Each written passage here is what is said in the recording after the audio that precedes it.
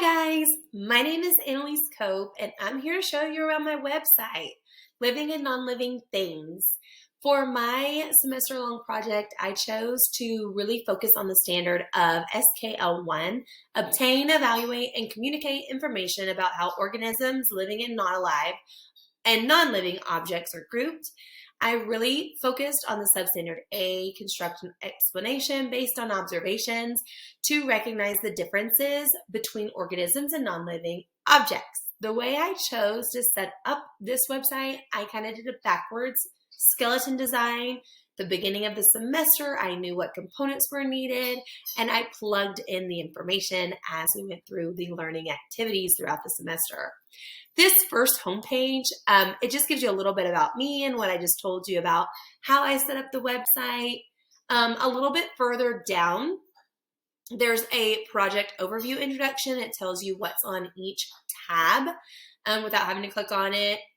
This looks a little different because this video will actually be right here when I plug it in so that you can click on it and see how to use this website. There are many benefits and challenges to using the website. I really hope that you're able to use this website if you teach kindergarten and you teach living and non-living things. There's so much information that is on this website, different ways to enhance your content knowledge, different materials you can use. I have an e-module that you can use with the lesson plan and the books that I read with it. I've got a couple of different resources, different websites that you can click on and go visit, like Nearpod and Generation Genius. I've got a virtual field trip that's really fun. So I really hope you're able to just dive in deep to this website and find something you can use to teach in your classroom. There are also challenges though. Like I said, there are a lot of resources and they might be new to you. I encourage you to just really try them.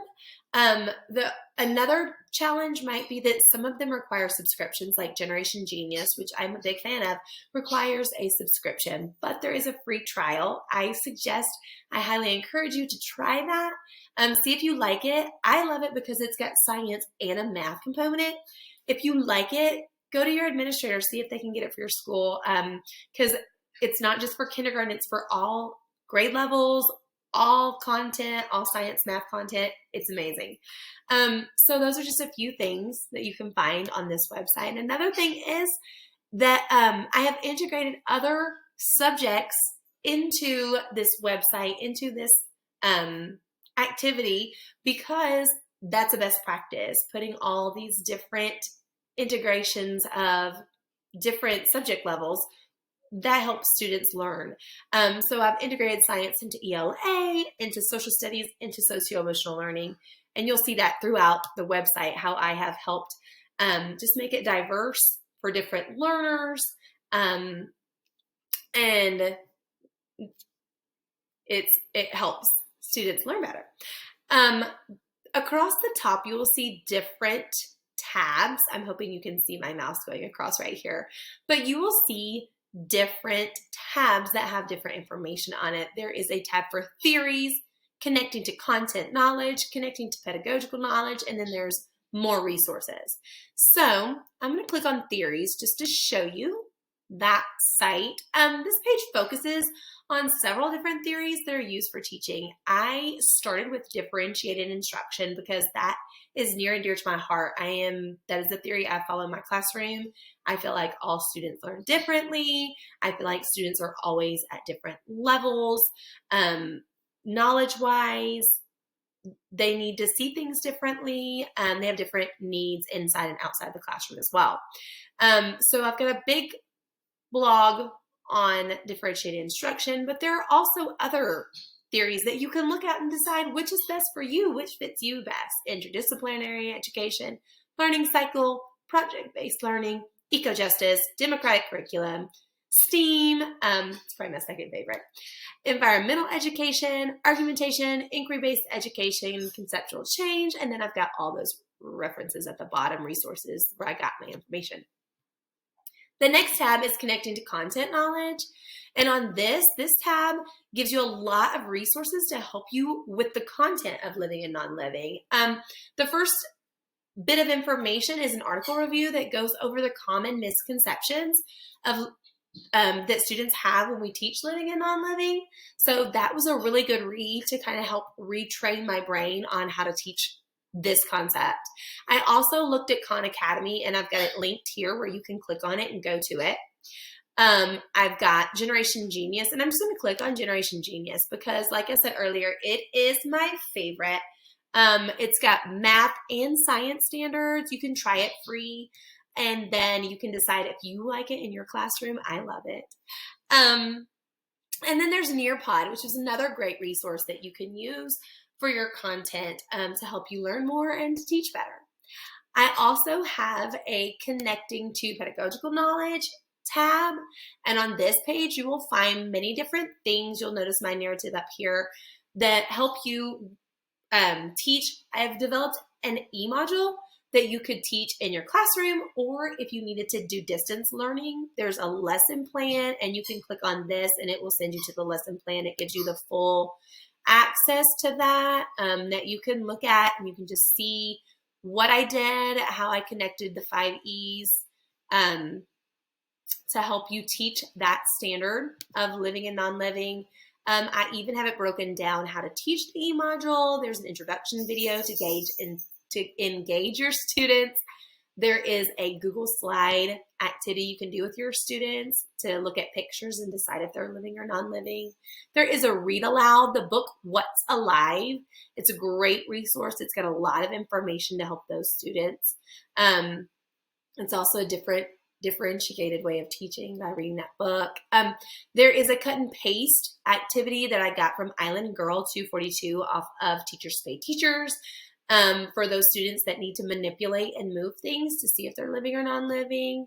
There's an online assessment if you're not able to cut and paste. If you need to do it virtually, then you can have your students click this link, and it will require them to make a copy so that everybody has their own, and then they can share that with their teacher for you to grade at.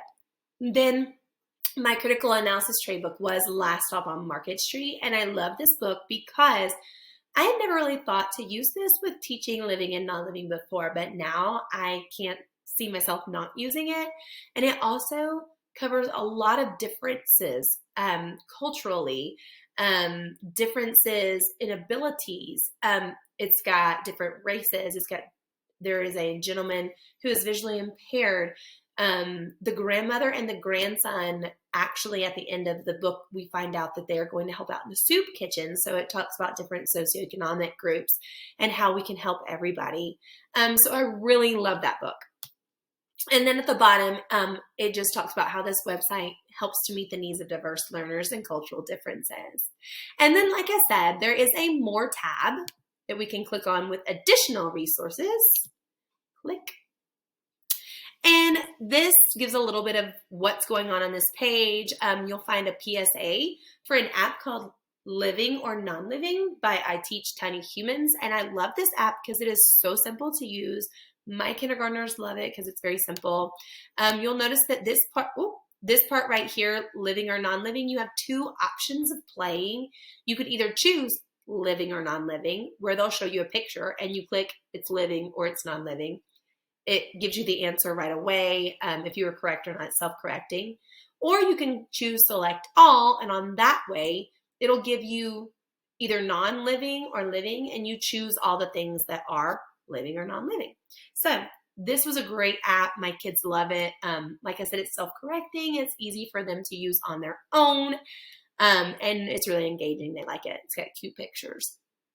There are also STEM careers on this page. Kids love to talk about what they're going to be when they grow up. And so these are 3 different STEM careers that go along with living and non-living. The first 2, marine biologist and plant biologist, deal with the living side of the standard. And I've got several facts about what those different careers are, and a little bit of information about how they connect back to the standard. And then to go with the non-living side, we have a geologist that talks about the rocks and minerals in the earth. And I've got some facts about what a geologist is and how it's connected to the standard here. And at the bottom, we have that field trip that I've been so excited about, where you can take your students on a virtual field trip right in your classroom or at their house, wherever they are, to go look at different things that are living or non-living and engage your students that way. At the bottom, I also have music because, like I said, I really love differentiated instruction, engaging all those different ways students learn. So we have a living or non-living video from Harry Kindergarten, who I love his stuff. He has a lot of science and math videos that really help to engage those kids who learn through music. But that was my website. I hope that you really enjoyed it. I hope that you're able to use it in your classroom and that it helps you engage your students